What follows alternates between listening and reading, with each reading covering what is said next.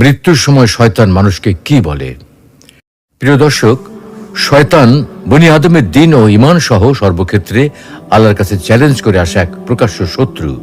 সে প্রতি মুহূর্তে বনি আদমকে পথভ্রষ্ট করার ষড়যন্ত্রে লিপ্ত আছে।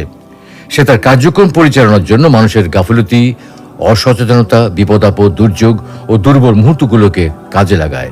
সুতরাং মৃত্যুর মতো কঠিন ও বিভীষিকাময় মুহূর্তে সে তাকে পথভ্রষ্ট করার প্রাণান্তকর চেষ্টা করবে, তা খুবই স্বাভাবিক। মৃত্যুর পর যেহেতু মানুষকে আর কোনো ধোঁকা দেওয়ার সুযোগ থাকে না, তাই এই সময় শয়তান সর্বশক্তি নিয়োগ করে মানুষকে ঈমান হারা করার চেষ্টা করে। কোনো কোনো বুজুর্গ বলেন, জান কবজের সময় শয়তান মৃত্যু পথযাত্রীকে সম্বোধন করে বলে, তুমি যদি এই যন্ত্রণা থেকে মুক্তি পেতে চাও তবে ইসলাম ধর্ম পরিত্যাগ করে দুইজন খোদার অস্তিত্ব স্বীকার করে নাও। অন্য এক বুজুর্গ বলেন, জান কবজের সময় মুমূর্ষু ব্যক্তি হৃৎপিণ্ডের যন্ত্রণায় কাতর ও অস্থির হয়ে যায়। তখন সে পানির তৃষ্ণা অনুভব করে, খুব পিপাসা অনুভব করে।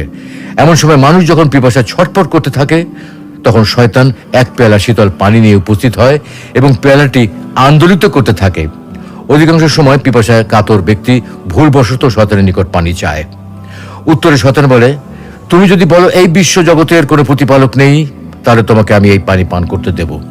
এতে বান্দা যদি কোনো উত্তর না দেয়, তখন শয়তান পুনরায় তার নিকট বসে পানির পেয়ালাটা নাড়াচাড়া করতে থাকে। তখন কোনো কোনো মানুষ হয়তো বলে ফেলে, আমাকে একটু পানি দাও। উত্তরে শয়তান বলে, তুমি যদি বলতে পারো রসুলগণ মিথ্যা কথা প্রচার করে গেছে, তাহলে তোমাকে আমি পানি পান করতে দেব।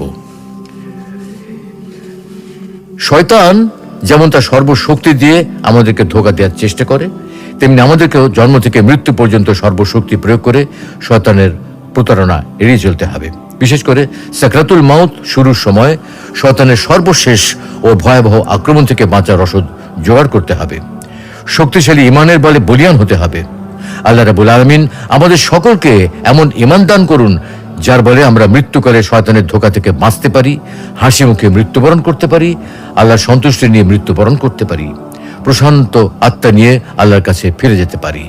যে আত্মা সম্পর্কে আল্লাহ রাব্বুল আলামিন ঘোষণা করেন, হে প্রশান্ত আত্মা, ফিরে এসো তোমার রবের কাছে সন্তুষ্ট হয়ে এবং সন্তোষ ভাজন হয়ে।